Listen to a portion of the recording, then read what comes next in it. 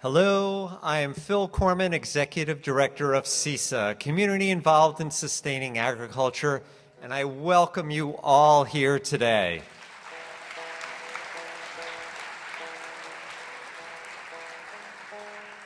This is a new event for us, and I'm so glad you're here to experience it. Field Notes, an afternoon of storytelling.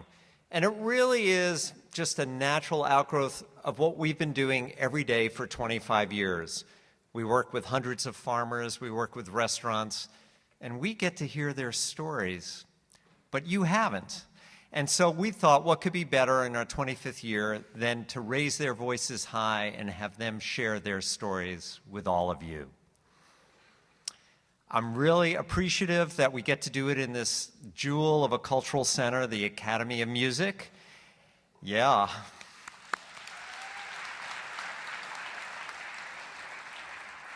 And the staff here has just been amazing. This is not something we normally do, and they have made it so easy for us to bring this to you.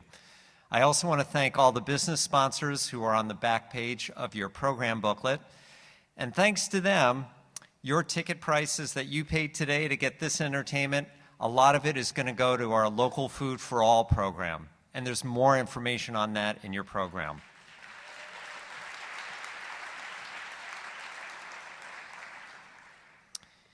And my final task while I'm up here is to do something that is really joyful for me, because every week for the last 7 years, near the end of my week, I get to go to a radio station.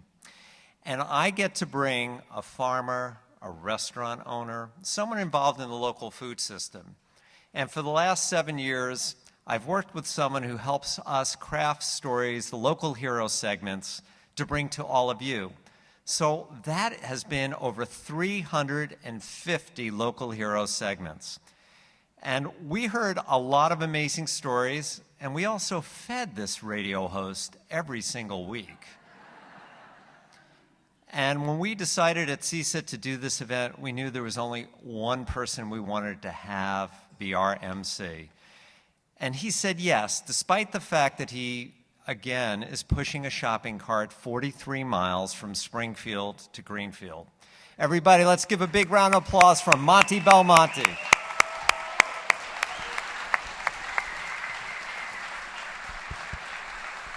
Thanks, Phil. Yes, they feed me every week, but somehow the suit jacket still buttons a little bit. A big thanks to Max Wareham over here as well on the banjo. The way Max is going to work is when the storyteller's times are up, he's going to bring up a little banjo music behind them, sort of Emmy Award style, when the orchestra is urging them off, but not in a way that is trying to pressure them, just to let them know that they're running out of time. Also, unlike other story events that you might have gone to, this is not a competition. We're just here to hear some of the great stories from the farmers, farm producers, folks involved in local agriculture that are part of what makes our valley special. And as Phil mentioned, it's been my honor, really, over the last 7 years, as part of the mission of our radio stations, to focus on education, which is such an important aspect of our area, the arts, which is such an important aspect of our area, and agriculture. It wouldn't be the place we live without these sort of things, and it's my honor to hear these stories week in and week out and get to know so many of the storytellers that you'll hear this evening, including downstairs before we came out here, where he told us that not only is he a farmer, he pours the base foundations for headstones in a graveyard, and also helped to build the Northampton brewery, and was there when hippies were chained to, I believe, a copperwood tree before they would let that building go into effect. So he's got an amazing story to tell you right now from Malinowski Farms. Please welcome Ed Malinowski.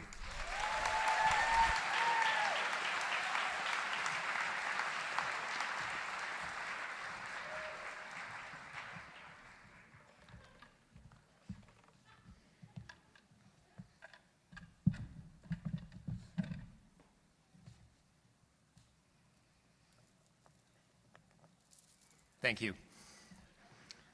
There will be some incredible, pretty heavy stories told here this afternoon, life-changing experiences. This is not one of them. Has anyone out here ever rallied friends to venture out and steal some radishes? Maybe even a midnight raid on a patch of Brussels sprouts, something possibly fueled by alcohol or cannabis? Probably not. I won't even ask for a show of hands, it's so dark out there, but I do see some heads nodding. Pumpkins are a different story. Science may even prove a genetic predisposition in most Americans that at least suggests the desire to purloin a pumpkin under the cover of darkness, or maybe even more foolishly in broad daylight. Pumpkin farmer works hard to produce a crop for profit and legal adoption and really doesn't warmly embrace any illegal abduction. Whether your intent was merely some front porch adornment or road smashing, I caution you that if you were successful, you may have just been lucky.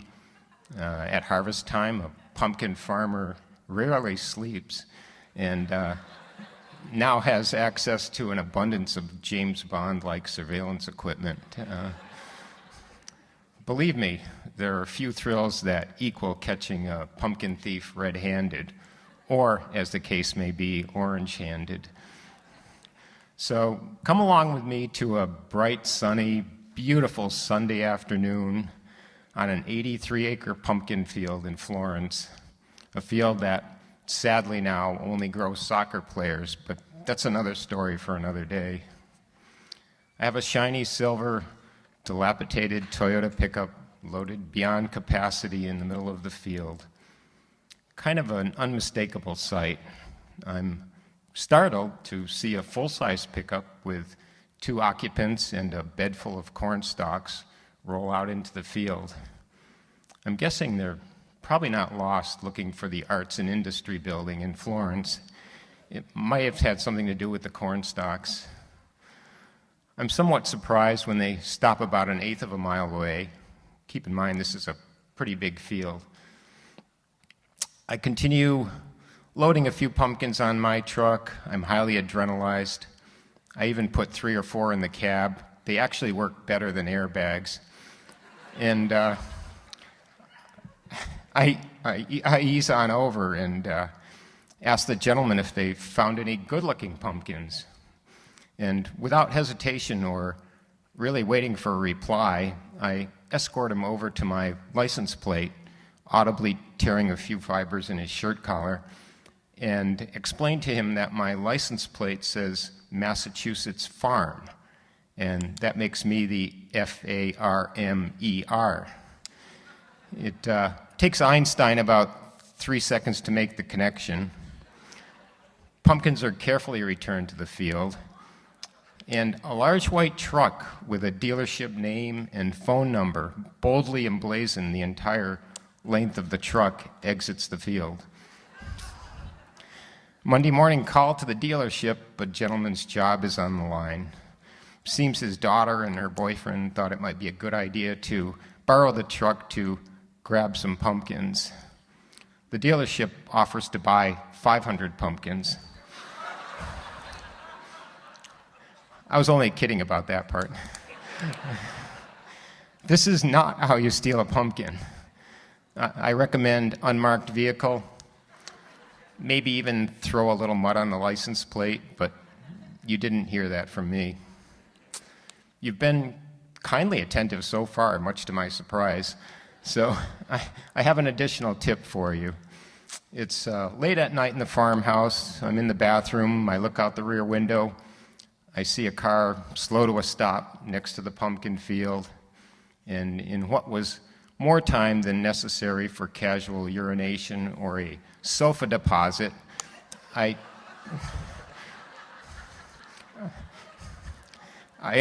decide that probably pumpkins are the target. So I leap from the house into the same silver, dilapidated, small but mighty Toyota, fly up the road to a sliding stop behind the vehicle, and capture deer and dearest in the headlights with a pumpkin.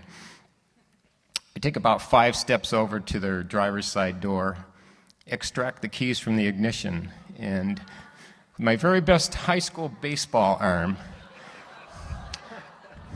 throw them across Route 5, down a 30-foot embankment, into a swamp. I return home to finish brushing my teeth. If you can't afford the pumpkin of your dreams, simply stop by the farm and summon your creative energy, spin a tale of compelling, heartfelt, tear-jerking financial woe. Include your 17 kids, a three-legged dog, maybe 2 blind cats, and an orphan goldfish. The farmer will be happy to give you some pumpkins.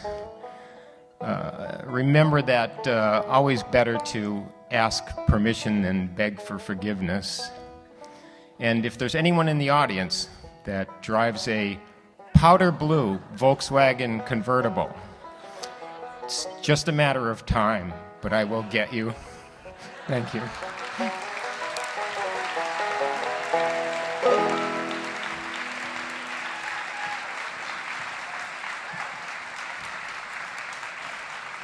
Being a farmer is not an easy row to hoe, either if you grew up as a legacy farmer on a generational farm, or if you're going to forge your own field. And our next storyteller has done both. Please welcome Meg Banto.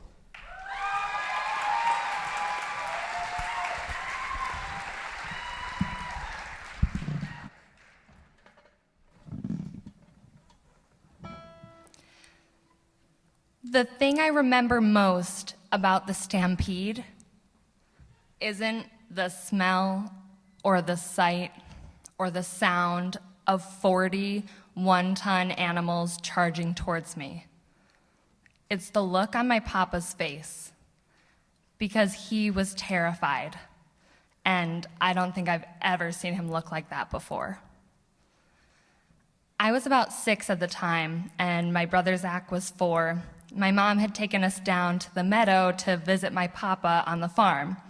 See, I was lucky enough to grow up right across the street from my grandparents' dairy farm, so I got to go on walks like this all the time. Sometimes we would just go down and do something fun, like wiggle our toes in a warm, fresh cow pie. Thanks, Mom. But other times we would get to see something incredible, like a cow giving birth. And if something was going wrong and the calf was breech, Papa was in elbow deep fixing things.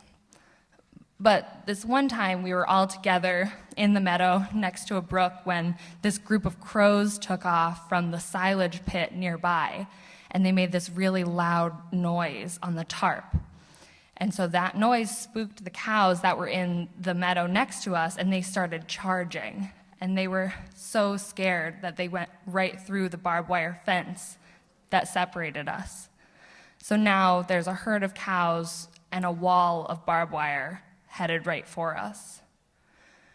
So my mom took my brother down on the ground and she formed a human shield around him. And my papa scooped me up into his arms and literally ran for his life. In the chaos that followed, we all got some scratches, mostly from the barbed wire, and I still have scars on my leg from that day. But my brother had some barbed wire caught under his shirt, and he had horrible lacerations across his stomach. I can still remember the yellow of the iodine on his wounds in the hospital afterwards. But despite these physical injuries, the thing that really sticks with me from that day was how afraid my papa was, because my papa was not someone that I ever remember seeing afraid before that. You know, it didn't matter what problem we were having on the farm. If papa was there, everything was under control. Everything was going to be all right. When he passed away in 2013, he left a huge hole on the family, in the family and on the farm. And the 40-year dairy business that he ran with my Mimi was no longer viable. So my mom and my Mimi were left to figure out how to keep the hayfields mowed and how to pay the taxes every year. But luckily, my mom has more in common with my papa than maybe she'd like to admit. And I've watched in the last 5 years as she has taken on every problem that the farm has thrown at her.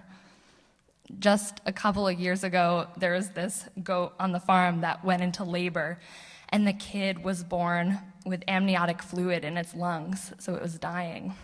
And the farm hands who were helping out had no idea what to do, but luckily my mom was there in full business casual, coming from a day at the office, and without missing a beat, she leaned down and sucked the fluid out of the goat with her own mouth. So yeah, she's a badass. I've spent the last year planning my first farm season as a business owner, where I'm going to be growing vegetables and cut flowers on that same family land in Adams. And from not getting the loan that we were hoping to get to the endless rain this season, it really hasn't taken me very long to realize that almost everything about farming is uncertain.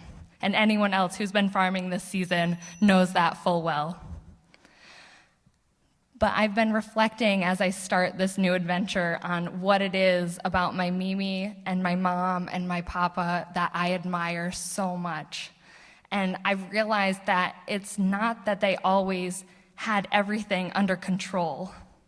It's that they always just had the tenacity to get shit done. I am not expecting to have to deal with a stampede of vegetables. Hopefully. But I know that there are going to be challenges.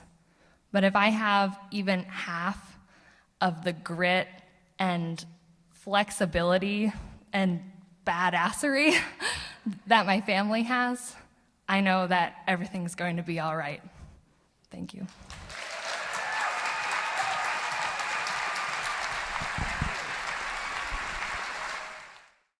If you have perhaps seen me at an event before, you may be wondering why I have this ridiculous beard today. Part of it could be to blame from our next speaker here as, well, last year I went to his farm, which at sometimes is a maze, a corn maze. And last year's theme was the anniversary of the Voyager spacecraft. So when I wanted to play dress up on the food bank march, I dressed up as an astronaut. This year, I went to the maze, and the theme was Blackbeard the Pirate. So I immediately started growing out this ridiculous beard, and will be dressing like a pirate on the food bank march tomorrow. They are an incredible farm family with incredible stories. From Warner Farm in Sunderland, Dave Wisman.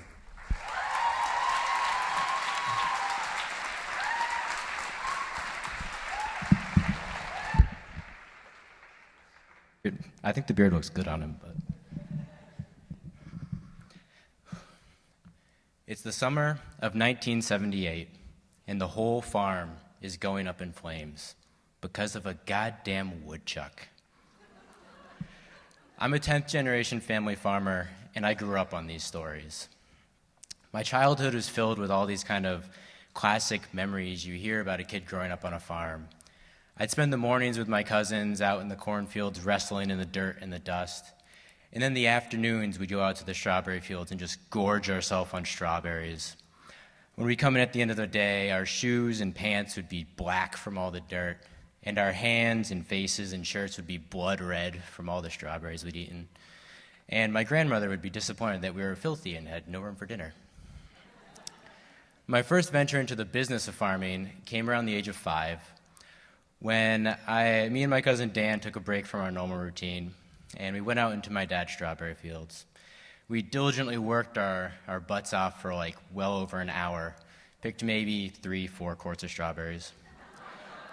We then set up a farm stand directly next to my dad's farm stand and undercut his price of strawberries by $1 a quart. He didn't appreciate that. But not all my memories growing up on the farm were quite that cheery. April 1st, 1995, I was 8, And I remember coming home from school to find a bloody pile of Kleenex and a note from my dad that said, "Broke nose at hospital." Now, I remember the date because it was April Fool's Day, and my dad liked to play jokes. "No, Mom, it's fine. That's definitely ketchup. He didn't break his nose." I kind of repeated that several times, kind of willing it to be true, but it wasn't. While working on a tractor with a sledgehammer, it took an errant bounce and clocked him right in the nose, and he broke it.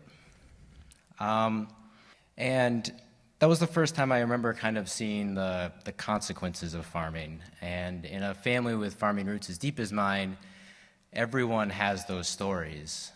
Like the time my uncle was in a hurry to unhook a sprayer and forgot to block up the back end of this very rear-heavy implement.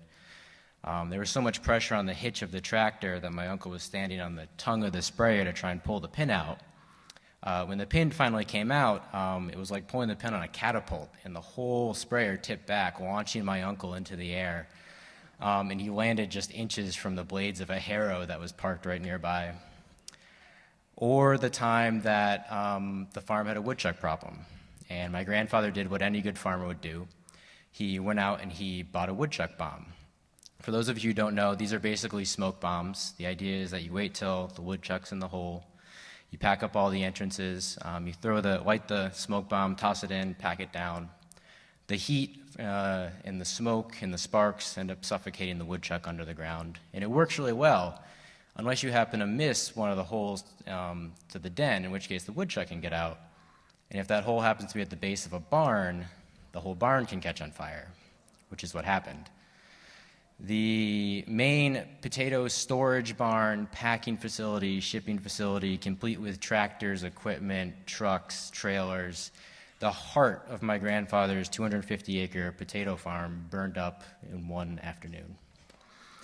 My uncle had to take a semester off of school and work for free for my grandfather to help him get by, and my grandfather's business never really recovered after that.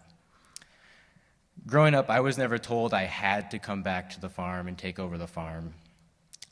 So while I worked there during the summers in high school, when I graduated, I went off to Ohio to school, got my degree, and went out and got jobs across the country in South Dakota, Montana, California. But I came back, and it was in no small part because of all the stories I would hear about growing up on the farm, and I would hear twice as many happy stories.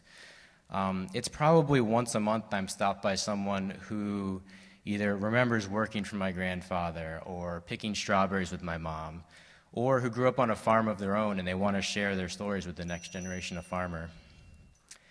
And even the really terrible stories are always told in this very lighthearted and dreamy way. My uncle laughs when he talks about his human catapult experience. My dad likes to joke that you'd never get seen faster in an ER than if you show up with just blood pouring out of your nose. And with each retelling of the barn fire story, the smoke or the flames burn brighter, the smoke billows higher, and kind of the legend grows. My dad once told me that you're never going to get rich farming, but you can always be proud of what you do, which is very true, but I would add a little bit more to that. You're never going to get rich farming, you can always be proud of what you do, and you're going to have one hell of a story to tell at the end. Thank you.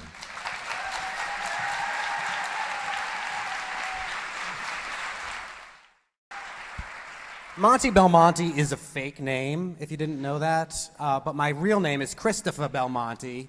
I grew up near Boston in a very Italian-American family with a very strong Italian-American food tradition. And while our next speaker may not have grown up Italian-American, I dare say she is more Italian-American than I am now. Please welcome Casey Corsello.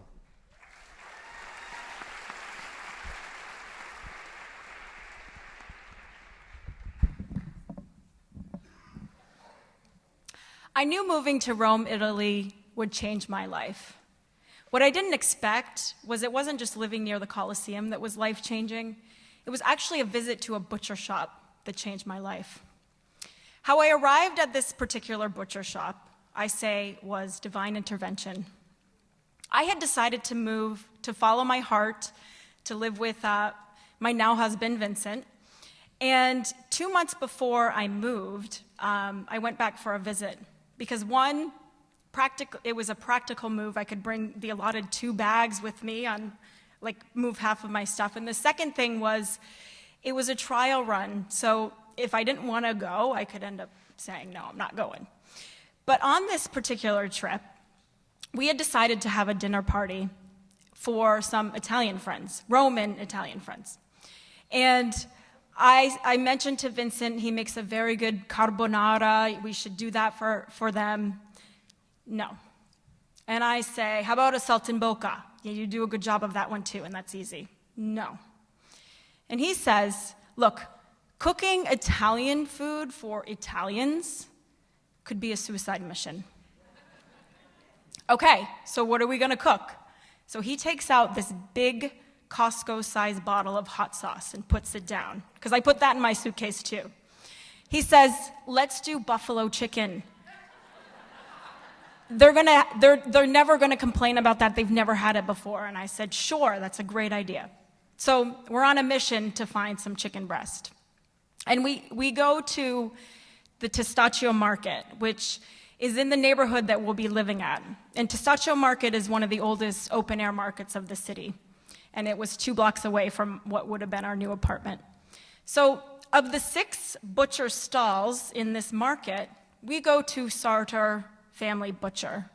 And when I say butcher shop, it's a butcher box, right? Because it's not a physical store. And there are 2 meat cases in front of us. And they're filled with different kinds of meat. And there are about 6 butchers behind the counter there, really cutting the meat and talking with the customers. And there's just so much Italian swirling around. I'm not quite sure what people are saying, but it looks like people are having a really good time. And so it's our turn. And this woman comes up to ask what we want. And, I'm looking at her, and she reminds me of Sophia Loren. So she's beautifully made up. She's adorned in gold jewelry, and she's got some gold rings on, and probably my mother's age, but not what I expect a butcher to be. So Vincent orders the chicken. She takes the whole chicken, she cuts the 2 breasts out, and she proceeds to fillet this chicken beautifully. I felt like I was watching Michelangelo chipping away at the David. Her hand was moving with such ease, and I look over at Vincent, and his eyes are bugged out. He's I thought he was like a kid in a candy store, because he's showing me all these different meats. There's whole rabbits here. There's the lamb's head right here, and there's some kind of brains here, and I think there's some intestines over here, and there's things hanging, and he's just really eating this up, not literally, but he's having a great time, and I'm kind of looking at this because this is the closest thing that I had gotten to my meat. My meat usually comes in cellophane and styrofoam. And, that moment, I think, was like a seed planted. Because what happened is that I did, in fact, move there. I was there for 5 years. And going to that butcher, the Sartor family, was very much a part of our life. We would go there weekly, many times a week, and we even became friends with the Sartor family. And when we decided to move back, our family was growing, and in 2012, we decided to come back to the area to be closer to family. That experience was very deep in our hearts of getting fresh local food, and also the connection that we had to our food. And, so coming back to the Valley, we were really pleasantly surprised by all of the abundance of local farms and local food scene here. So when he told me that he wanted to be a butcher, first I was scared, and then I remembered of the joy that was in his face when we were at getting chicken. And so he told the Sartor family, and they invited him to come and apprentice with them. And when I think about it, and I think about that experience of buffalo chicken, right? Really pivotal moment, the decision to make buffalo chicken, because had we not had decided to make buffalo chicken for our very picky Italian friends, Corsella Butcheria may never exist. So inspiration can come at any moment, at any time. It can even come from buffalo chicken. Thank you.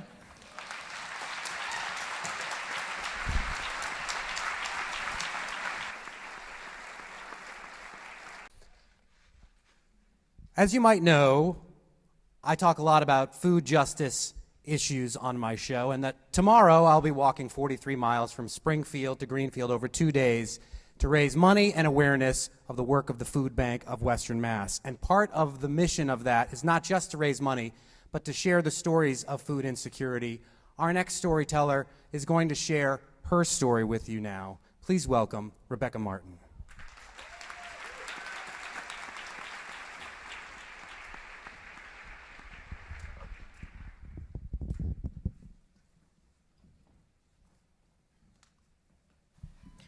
I'm very short. I need some help. Oh, I got it. Look at that. Okay. Hi, I'm Rebecca. I'm scared as hell.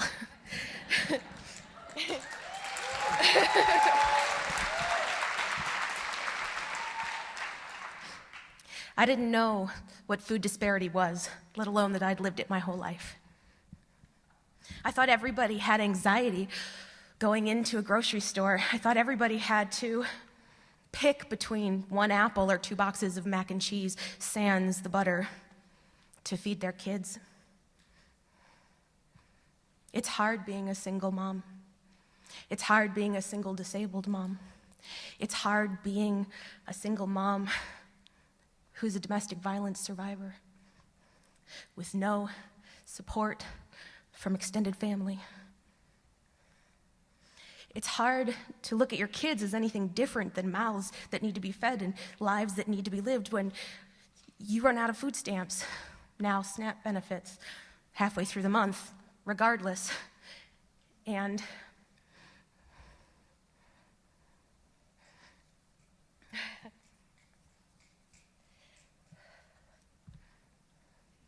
it's hard to find ways to be present with them. So I started trying to fill the plates with a program called WIC. And they came out with farm share vouchers back in '92. And in 2008, I picked them up. I made my way to my first farm share. And it was scary. And I felt very othered. When I came up to the farmer with my very different voucher, and they responded, oh, this is different. I got to do something different here. What was I supposed to do? It was obvious that I was different, that I was other. And I didn't really go back. I didn't take full advantage of the vouchers that I had been given. It was too scary. That started to change when CISA made the SNAP share, the SNAP save. What they did was they gave you the first $10 you spend, they gave you $10 more. $10 more. I didn't have more, I didn't have extra before. And that little bit of extra gave me a way in. Those little coins, the wooden coins that they use were different, but anybody could use them with an ATM card or an EBT card. And then I was less othered. I was sort of undercover, and that felt better. And what that $10 extra did was afford me maybe to try something different, something that I never did. I did not go away from those staples, those canned goods and those dried goods, and I just stayed away from all those fresh vegetables because it was heartbreaking to look at them and not be able to afford them.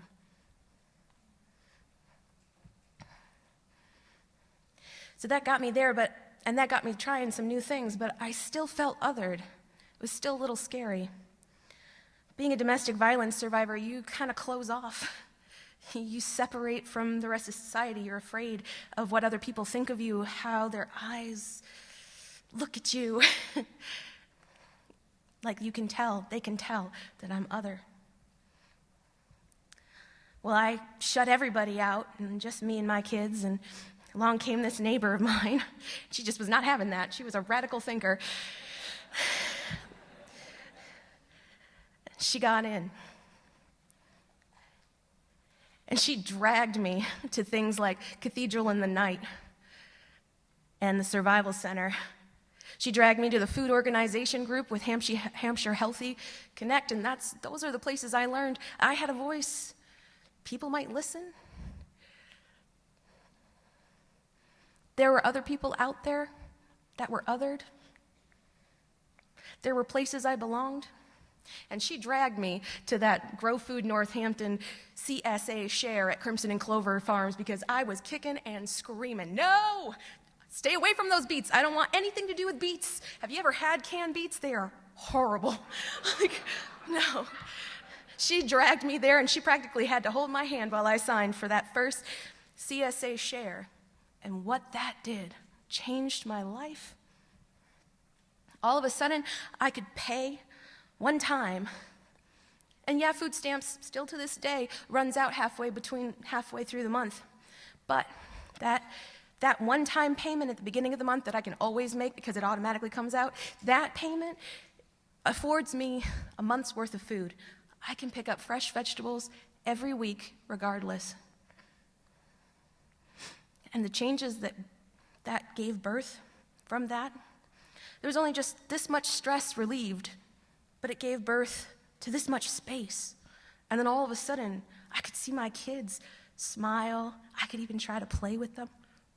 I had space to think about other things, like what the hell do I do with rutabagas? My eldest son, he taught me what to do with them, actually. Just Google it, Mom. We can find anything. And it's true. What my kids taught me was that we like every vegetable in some recipe.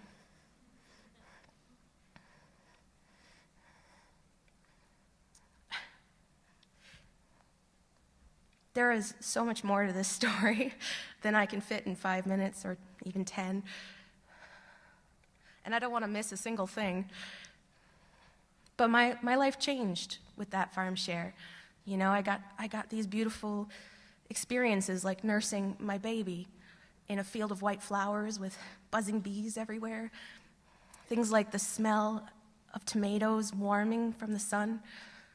I got to lay my baby down in the dirt while I picked strawberries dangling over his head instead of a toy. His favorite toy was a kale. Stock. So what this experience has done for me is it took me from somebody who was afraid of everybody's eyes and thought they had nothing to say and put me on this stage.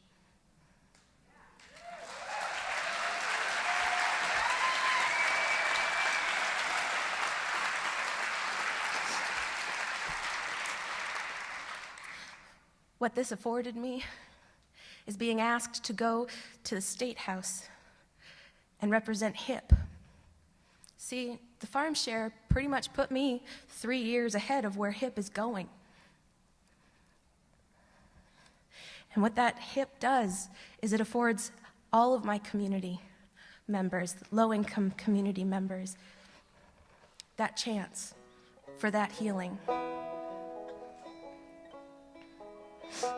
And I hope that I got to speak to 75 people, 75 people of influence at the State House, and I got to ask for $6.6 million so that all of my low-income community and all of them across the Massachusetts might have what I had, might have the changes in their lives, and hopefully across the United States. Thank you.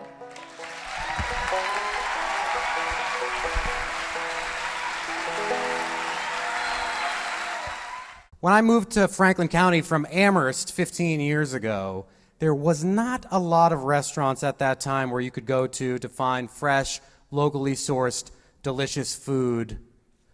But there was one place, and it's still one of the only places where I will still go and choose a beer over a wine as an aspiring wine snob. Our next storyteller will have the tallest tales, quite literally, from the people's pint, Alden Booth.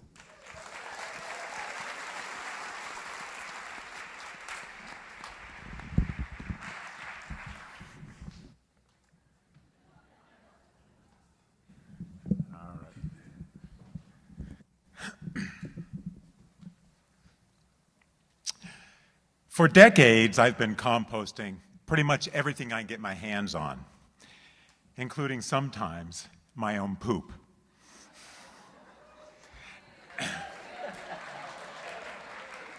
Now, for some of you, that may be a little bit of a TMI, but you know, human manure, I mean, come on. Books have been written about it. And in fact, for some people, it's become practically a movement.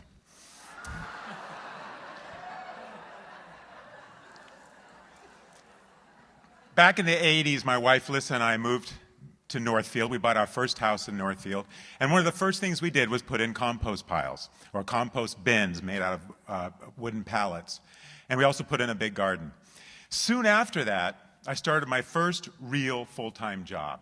It was at a fish farm, an indoor recirculating fish farm, high-tech in Turner's Falls. We grew thousands of pounds of striped bass for the commercial market weekly. But being experimental in nature, there were times when we had some water quality problems. And water quality problems meant that in industry terms, we would sometimes have morts. Morts is short for mortalities, dead fish. And for someone who loves to compost, I saw that as a fringe benefit. But most of my other fellow employees didn't see it quite that way. So it became my job to deal with these morts frequently. And when my own compost piles couldn't take anymore, it was great stuff for compost, I had to find other ways of dealing with it. Once I remember we had a real issue with water quality one week, and we practically filled a dump truck with morts and took them east to a commercial composting facility. And I remember putting on fishing waders and standing in the back of the truck and shoveling these morts off onto a beautiful pile of ocean spray cranberry pulp. So they knew what they were doing at this facility. It was a beautiful mixture of the two, but I was on the bad end of it. And I tell you, those fish hadn't just died that morning either. Another time, I tried making fish emulsion. And so the company bought a big grinder, and we ground the fish up into liquid and added some acid to it and stabilized it. And I thought, wow, this is great, great for the garden. And so we sold it in 1-gallon jugs to local stores, garden stores. And I thought it was all going really great until I got a phone call from one of the garden store managers saying that his jugs of fish emulsion were exploding on his shelves. Thanks, Alden. Great for customer service, So needless to say, we shelved that project. And then there was the time when I decided to try digging long trenches in my garden, deep trenches, and I just filled them with fish. And I was feeling really good about that. I covered it over the soil, and we all heard in school about the Native American Squanto, who supposedly taught the Pilgrims about planting corn and putting a fish under each seed. This was a little bit more than a fish under each seed. The weather was warm, and after a few days, I went out to do some gardening and looked down, and you can probably guess what came boiling out of that soil. It wasn't corn. Another M word. Maggots. Morts and maggots. And I tell you, there were a lot of them. I really wish I had had a flock of chickens at the time. I was worried, actually, about the Board of Health showing up. And in fact, my next-door neighbor, who lived quite close, I thought would be a problem. But it turns out she was a pretty heavy smoker and was mostly lived inside, was in her house most of the time. So I think her olfactory senses were compromised. And that mess of maggots and morts went unnoticed. So after I left that job, I started a business in Greenfield, a brewery and a restaurant. And all the grain from the brewery pretty much went up to went out to farmers and was used to feed cows and pigs and goats. But everything from the restaurant, we composted from day one, 21 years of composting. And I mean, how could you? How could you waste that? So some of it we fed to our chickens, and the eggs from the chickens oftentimes showed up in the restaurant. But most of it was composted and was taken to my little farm in Gill, and we put it in 5-gallon buckets and hauled it up every week to the farm, and made some beautiful compost. It didn't have dead fish in it, but it was great stuff. And at the time, for a while there, we were homeschooling our 3 daughters, and I think they got a little bit more education than they wanted about organic waste management, i.e. Helping me pull lids off buckets, tossing them onto the compost piles, maybe with a maggot on the leg, and cleaning them out. And I tell you, there's nothing like that to inspire your kids to go off to high school. And about the last 3 or 4 years, though, we decided that let's start taking the compost, or let's start taking the organic waste over to Martin's farm in Greenfield. They have a great composting operation there. And yeah, they're doing a great thing. And I tell you, my back thanked me big time. But I have to say, I kind of missed those big piles. I did have an ulterior motive in building those compost piles.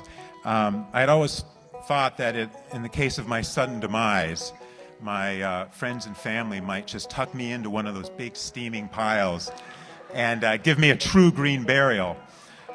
Because, after all, composting is one of those very few things that we all can continue to do after we die. Thank you.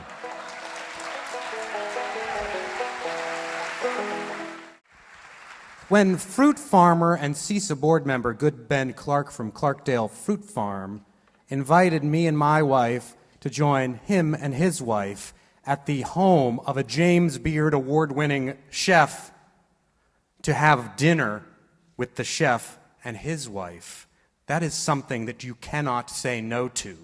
Subsequently, this wonderful chef has shared with me stories about how he took Julia Child in the Wienermobile. But how does this James Beard award-winning chef get here to our Happy Valley? To tell that story, please welcome, from Good Stock Farm, Sandy D'Amato.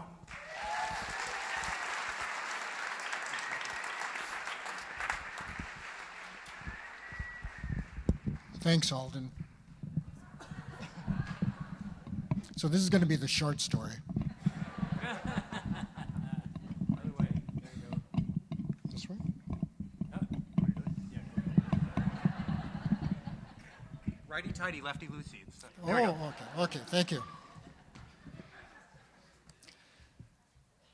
So, David picked up the little red-fleshed one with both hands and held it out to us for viewing. And he really slowly and gently brought it up to his perched lips, opened his mouth wide and took a huge bite. And this peach burst, and there was like juices all over his face and hands. And then came David's ultimate compliment. "These are so good, you're going to be talking to yourself." This was 13 years ago, and we were at our friends Lisa and David's house in Hatfield, and this was our introduction to the Pioneer Valley. Angie and I were Midwestern restaurateurs who, after 25 years, were looking for a change of life. And our plan was, we thought, pretty simple. We just wanted to find a location where we could teach cooking to an enthusiastic audience. And for location, we were looking for some place that hopefully was really beautiful, had a really good food culture, and then we wanted enough land where we could grow fruits and vegetables for the school. Well, Lisa was my book agent, and every time that we would come out and visit them in Hatfield, they would really roll out the who, where, why, and what of every food and cultural aspect of the valley. But when David said we were going to go and get some peaches, I'm thinking in my head, oh, great. I can't wait to bite into some mealy, tasteless piece of fruit. I'm not usually that skeptical, but I'm from Wisconsin, and if you look on a map and you kind of draw a line across to Massachusetts, it looks like it's on the same growing area. And in Wisconsin, peaches suck. And, for me, peaches are they're the holy grail of fruit. There's a real fleeting moment in a peach's life where it really is true perfection. And I experienced that the first time when we were driving through Alabama, and we stopped at a roadside stand and picked up a bag of ripe peaches.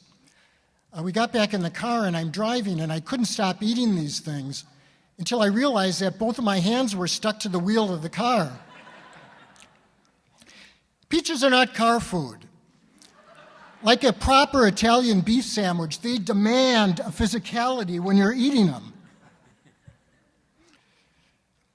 But the peach that David gave me that day was not only better than anything that I had had in Alabama, it was the best piece of fruit I had ever put in my mouth. And it got better from there. And with David, when he'd show us around, there was no choice. You're getting corn, you're going to Galanka. You're getting blueberries, you're going over to Sobieski's. You're getting asparagus, you're going to Smarowski's. As Thanksgiving came around, we found ourselves tucked in the back of his Volvo, driving down Route 2 with Arlo Guthrie's Alice's Restaurant playing in the background. And we realized that we weren't in Wisconsin anymore. So we were going for a real traditional New England Thanksgiving at his family's house. Well, I'll tell you, the dinner did not disappoint. It was one of the best dinners I've ever had. And on the way home, we're once again tucked in the rear seat, the radio's playing, and I was rocked into a womb-like sleep that I had not experienced since childhood. So I guess it was no surprise that the next time we came to visit, Lisa introduced us to her friend Steve, who was a local realtor. And before you know it, we had a house on Main Street in Hatfield, right on the banks of the Connecticut River, in just under 2 acres of the best soil I had ever put my hands into. Now, I'm not a farmer, but the reason I knew that soil was good was I went over to Amherst to buy a tiller over at Boyden and Perrin, and the fellow over there who sold it to me said, would you like any hints on farming? And I said, yeah, anything you can tell me would help. And he said, where are you located? I said, well, I'm on Main Street in Hatfield, and we're on the riverside. He said, oh, put it in the ground. And I said, yeah, and then what? He said, put it in the ground. You don't even realize how good the soil is. You've got some of the best soil in the country. So as a chef, I have found a personal Shangri-La here. I mean, this is a real chef's playground. The only bad part of this story was 2 years after we moved here, David told me that he was moving to New York City. And I was really sad about that because he had become a really close friend. And I was used to seeing him on a daily basis. The good news is it didn't change our friendship, as he comes up to visit often. And about a few summers ago, he was here, and I had just been up at Clarkdale and picked up a box of peaches up there, and I greeted him in the driveway. And as I saw him, the words just flowed out. David, you got to try these peaches. They're so good, you're going to be talking to yourself. Thank you.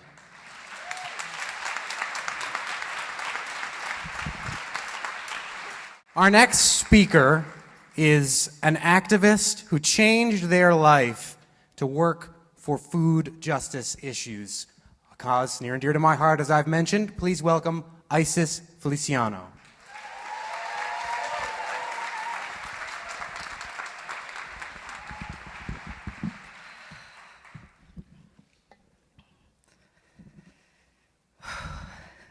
High school.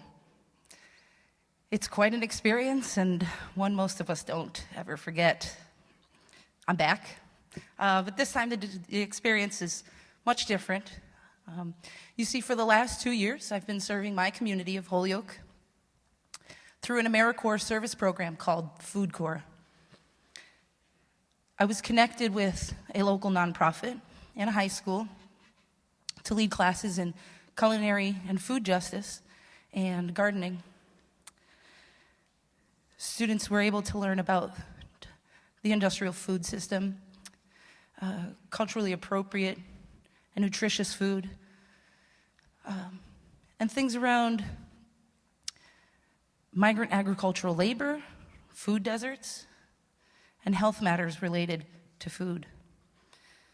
So 4 times a week, I was given the task of signing out a very brightly colored purple minibus.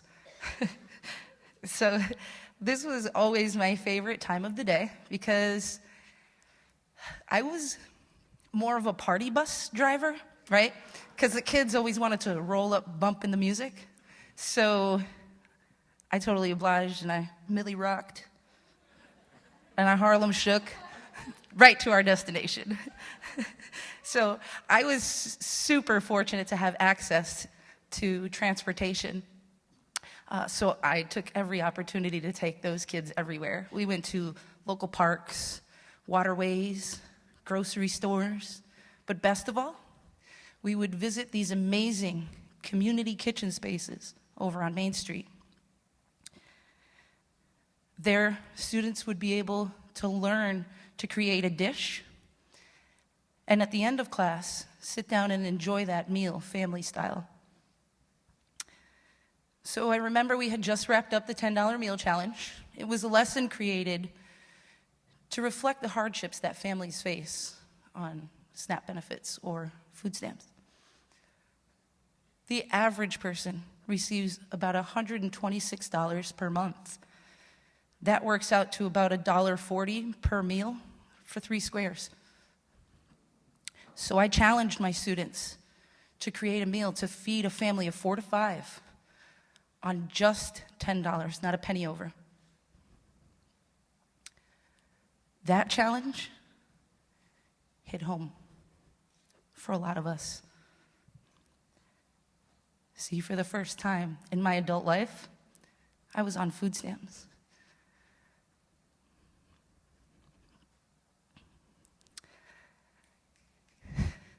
Thank you.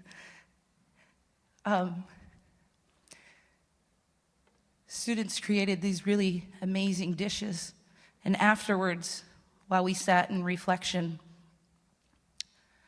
I swallowed hard and sat through that discomfort and told my students, I am on food stamps. AmeriCorps does not pay its members a decent living wage. So I had to come up with an agreement with my family where I would supply groceries for the month on my single income SNAP benefits for the 5 of us.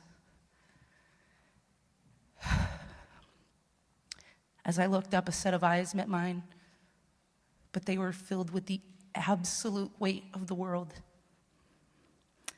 They also swallowed hard, and through their discomfort said, sometimes when I go home and have dinner, my mom won't serve herself. And I know it's because we don't have enough food. So I'll eat half, and I'll leave half, so I can make sure my mom eats. I feel your struggle, miss.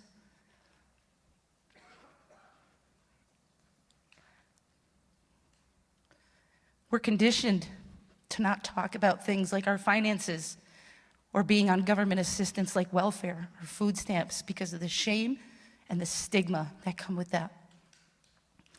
And although that room felt absolutely dead silent, I knew that we had all connected in some way. Vulnerability had created a safe space for us. It had created a gift from me to them, and from them to myself. My very dear friend of 23 years and my former 8th grade science teacher once said, every teacher comes into teaching with baggage. You can use it or you can dump it. Vulnerability gave me all of those tools to use it. Thank you.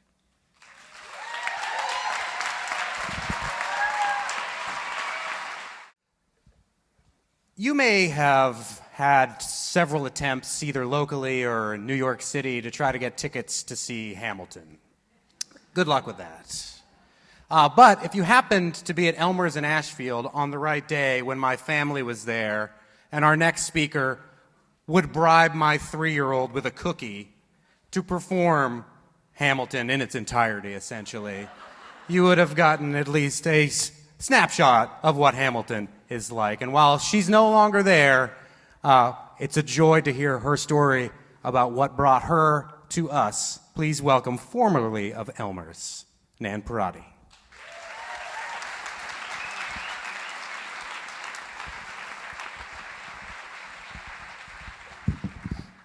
And I want to say, there's nothing like hearing a 3-year-old say, how does it start? How does a bastard? Bastard, whore, son, yeah, all that stuff. It was great. Worth 2 cookies. So, back in 2005, I was happily minding my own business down in New Orleans when my friend Klondike, who you may know, came to me and said, I work on a festival up in Greenfield called the Green River Festival, and we need signs. Can you come up for 1 year and make signs for us? And we'll be good. And I said, Greenfield, that's near Ashfield. I have friends in Ashfield. I could do that. Yes, I'll come up. And so I did. And by day, I worked on the Green River Festival. By afternoon and evening, I hung out in Ashfield. And I thought, this is a cool place. This is very different from New Orleans. Very, very cool. Wouldn't it be fun if, and I actually said this out loud, I said, wouldn't it be fun if for some reason I couldn't go back to New Orleans? And God heard me, and he said, oh, that's what you want? Okay, watch this. Boom! He created Hurricane Katrina to take out my house, everything that was in it, and everybody else's houses too, which made me feel really bad. Be careful what you wish for. And that's how I ended up in Ashfield, for good. So the thing that interested me most was this tiny little store down there on Main Street called Elmer's Store. It had been there forever. Elmer himself had died back in the 90s, but everybody else had picked it up and taken it and run with it until about 2002 when it closed for good. And every day after it closed, people would come by and walk down the street and say, you know, somebody should open that store again. They should come along and buy that place and open it up. What they really meant was, you know, Elmer should come back from the dead and open that place up again. Because internationally, this is an international phenomenon, but the Ashfield version of it is a guy's walking down the street and he meets a bear, a fisher cat, and a wolf. And he says, hey, and they say, hey, and they carry on. Guy keeps walking down the street. The next creature coming down the street is somebody from away. Somebody from someplace else coming down the street with big ideas. Because the thing is, a wolf, a fisher cat, any of those things, you know what they're going to do. They're programmed, they're good, we're all good, you're going to eat me, we're good. Okay, we know. Somebody from away, they could do anything. Anything. And I don't care where you are in the world, and it's scary. So here I come down the street and I'm going, oh, look at that little store, wouldn't that be fun? I should buy that. And that was scary to everybody. My heart was in the right place, though. I put a survey in the Ashfield News, and I said, if I were to buy this place, what would you like it to be? And I was being culturally sensitive. And they said, we've already got a place for lunch, we've already got a place for dinner, and the lake house and country pie, but what we need is a breakfast restaurant. And I said, oh, I could do that. Now, I don't cook at all. I've never even worked in a restaurant before, but I could do that. I could do that. And so I set out opening a breakfast restaurant, and then later on added lunch and dinner and a bar so we could stay open. And in all of my research on how to do this, I realized you cannot swing a dead cat around here without hitting a farm. And I thought, we could serve local food. This would be so cool. Everybody in Asheville would be so excited.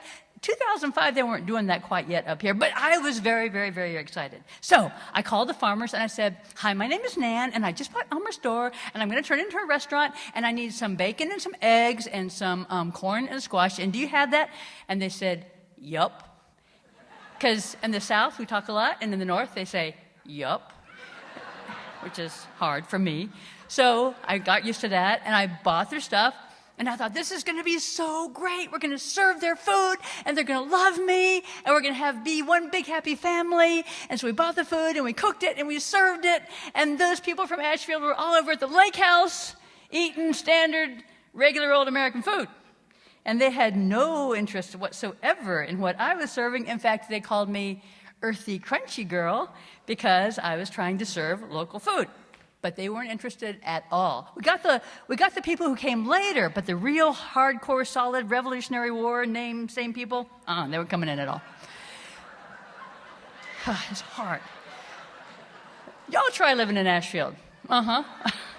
So I tried everything. I tried gift certificates, giving away food, just being nice, special events. I tried everything, but they didn't care at all. The only thing they wanted to eat local was something they shot themselves or they pulled out of their backyard, but if they're paying for it, they're going for standard American traditional food.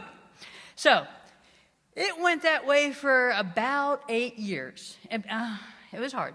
Until one day, the lake house got sold to new people.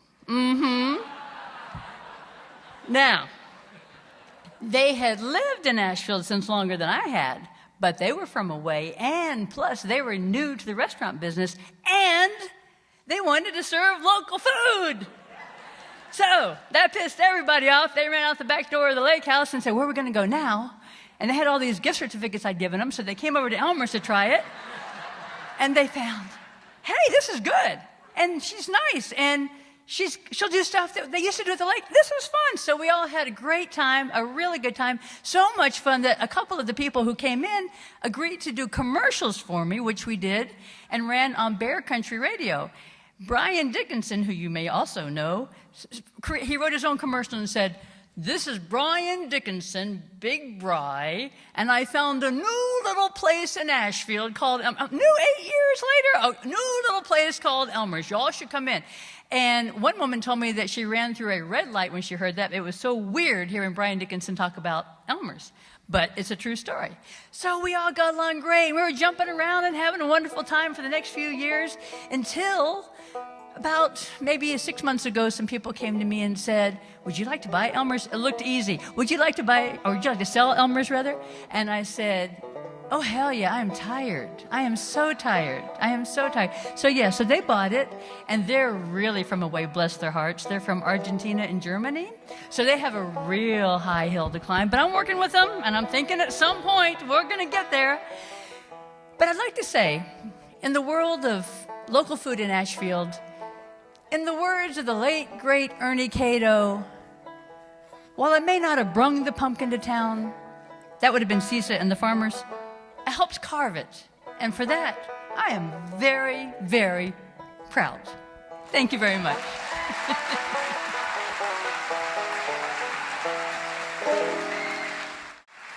Our last storyteller grew up on a farm, and what you might not know is if you grow up on a farm, you can learn farming as a second language. Now, at Thomas Farm, please welcome Lori Cuevas.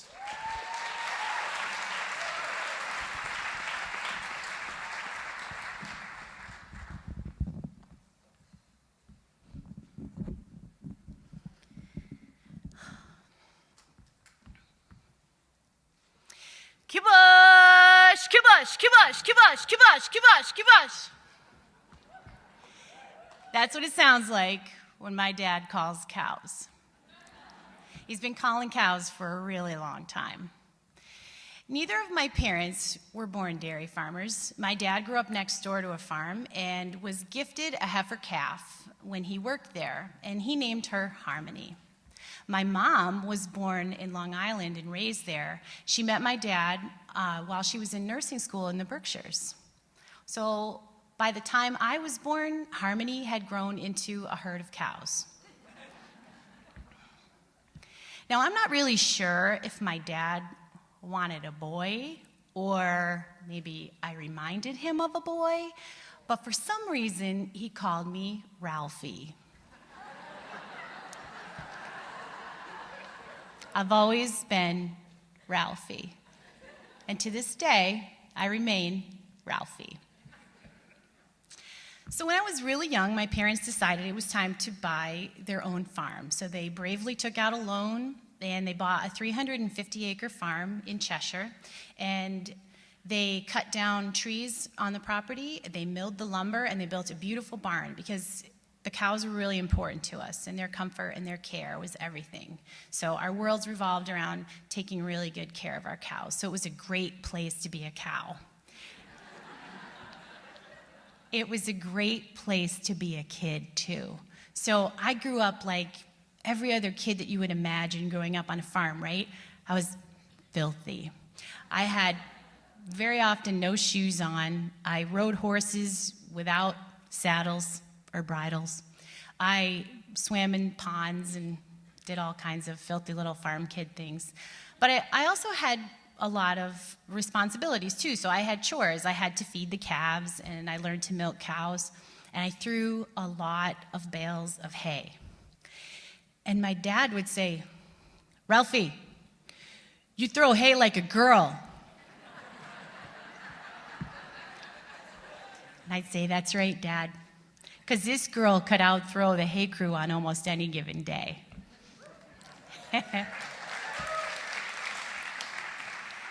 I was also in 4-H, and it played a big role in my life. I went to lots of shows with my cows, so I would bring them to the local fairs. I was that kid sleeping in the barn with the cows. And even down the road here, just at the 3-county fair, I had my favorite cow, Corey, at the fair. She was huge. And on a dare, I rode Corey into the show ring. The judge was surprised, and my fellow 4-H'ers were delighted. So when you're on a farm, you get a lot of visitors, right? So people love farms. They want to come to your farm. They love it, right? We always had visitors. Everybody drops into your farm. Well, when I was a teenager, I started to notice other visitors, people that I didn't recognize were there, and they were well-dressed, and they carried little notepads, and they were awkward. But they went around and they did things like count the cows. So they counted cows, and they tiptoed through the mud and the manure, and they counted tractors and our equipment, and they made notes about those things. Now, my parents have always been very open with me, and they talked to me about the farm crisis that was going on in the country at the time. Milk prices were incredibly low, and it was truly a crisis for farm families across the nation. So they also told me words like foreclosure and bankruptcy and dispersal. One night, we sat down for dinner. My parents, this was after chores, of course, but my mom and dad, my little brother Mike, my sisters Heidi and Jill, and we all sat down for dinner. And my mom put a large bowl of green beans on the table from her garden and a pitcher of cold milk from our cows. And I waited, and I looked around, but I finally asked the question, "Is this all we're having?" And it was, because there was no more money after the milk check to buy any food for our family. What I didn't know until years later in an adult conversation with my dad, he said, "You know, Ralphie, when you asked if that was all we were having," he said, "I don't know if you remember, but I had to excuse myself really quickly so I could go outside because I didn't want you kids to see me cry." He said, "I'd never felt like such a failure in my life." And I said, "Dad, oh my God, I'm so sorry. I'm sorry. I didn't mean to hurt your feelings. I love green beans. I still love green beans. I love green beans." So the day came that our cows had to leave. And the trailers backed up to the barn, and they opened up the gates, and we began to push the cows down toward the trailers. And they were confused, didn't understand, but my parents were there, and they talked to them, and they trusted my mom and dad. And so they calmed down, and one by one, they climbed on the trailers. And as they did, my mom and dad said their names. "It's okay, Penelope. Come on, Elsa. It's okay, girl. It's all right, Hazel. Hiccup." And my Corey. She walked on like she was going to the biggie. She didn't know. And so when the doors closed on the last of Harmony's descendants, it was too much. And I had to turn and run. And I ran down through that empty barn. I ran through the concrete bunks that still had feed in them that the cows were never going to finish. And I ran down the cow paths where their feet had worn them smooth with their hooves that they would never walk on again, and down through the pasture where the green grass was still flat from where their warm bodies had lain the night before, where they chewed their cud so peacefully. And with every step I took, I thought, why? Why did this happen? How? What are we going to do? Where will we go?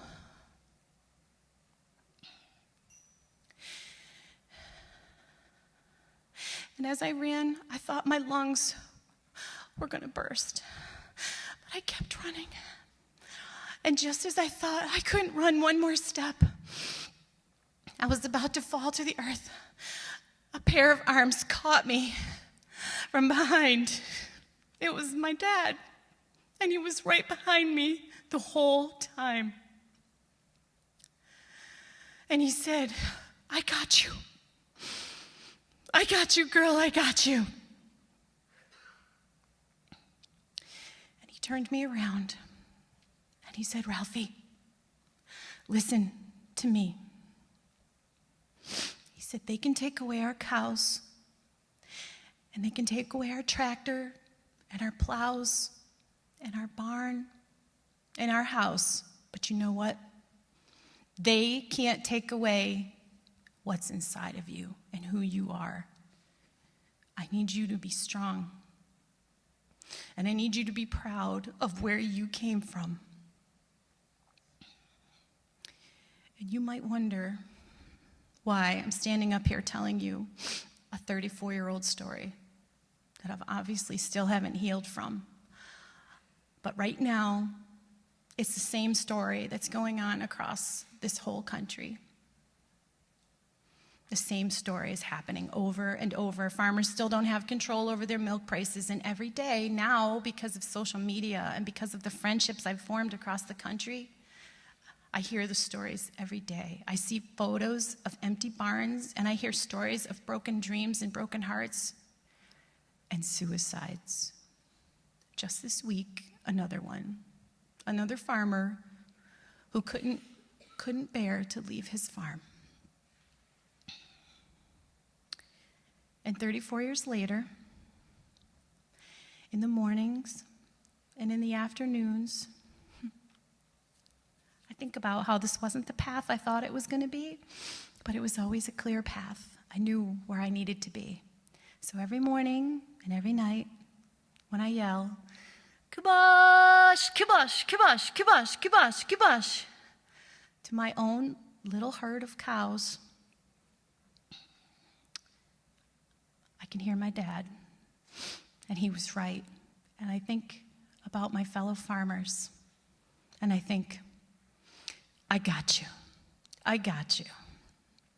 Thank you.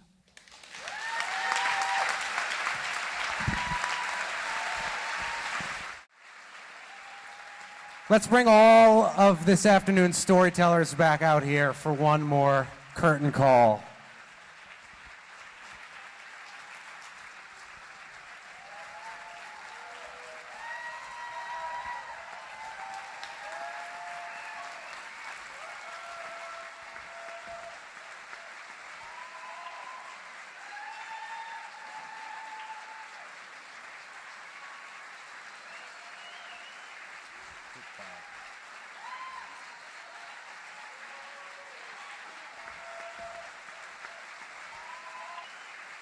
Goodbye.